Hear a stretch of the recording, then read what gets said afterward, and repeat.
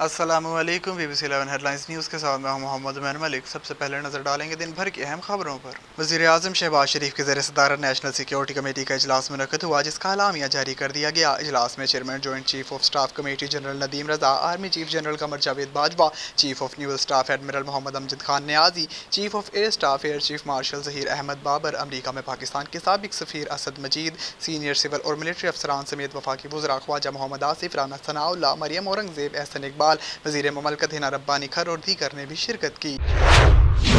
Speaker कौमी assembly राजा परवेज़ अशरफ ने कहा है कि PTI के इस्तीफ़ा देने वाले मेंबरान को अपने चेंबर बुलाऊंगा। स्पीकर कौमी असम्बली राजा परवेज़ अशरफ ने बताया कि PTI के मेंबरान के इस्तीफ़े डीसील कर दिए हैं। इस्तीफ़े कवानीन के मुताबिक मंजूर होंगे। इस्तीफ़ा देने वाले मेंबरान को अपने चेंबर बुलाऊंगा।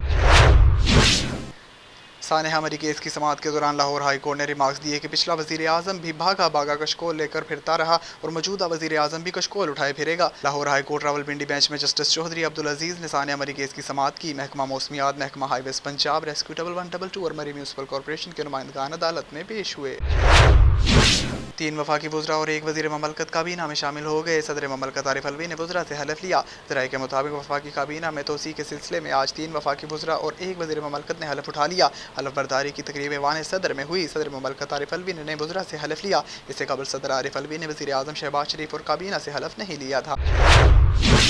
लाहौर अदालत ने सदर पाकिस्तान आरिफ अलवी को हमजा शहबाज की हलफ बर्दारी के लिए नुमाइंदा मुकर्रर करने की हिदायत कर दी। तफसीलात के मुताबिक लाहौर हाई कोर्ट में नौमुंतखब वज़ीर आला पंजाब हमजा शहबाज से हलफ ना लेने की दरख्वास्त पर समाअत हुई। एडवोकेट जनरल पंजाब अदालत में पेश हुए और मौक़िफ़ पेश किया कि कल मैंने गवर्नर पंजाब के साथ मीटिंग की। 2-3 वजूहात में अदालत के सामने रखना चाहता हूँ। गवर्नर के साथ स्पीकर असम्बली हलफ लेने का पाबंद होता है। हमजा शहबाज की दरख्वास्त में स्पीकर को फरीक नहीं बनाया गया। गवर्नर कोई रबड़ स्टैंप नहीं। अमरीकी सदर जो बाइडन ने जंगज़दा यूक्रेन के लिए $80 करोड़ की नई फौजी इमदाद देने का ऐलान किया है। आलमी खबर रसादारे के मुताबिक रूस के मुसलसल हमलों पर यूक्रेन की मदद के लिए अमरीकी सदर जो बाइडन ने $80 करोड़ की इमदाद का ऐलान करते हुए कांग्रेस से मज़ीद इमदाद तलब कर ली है।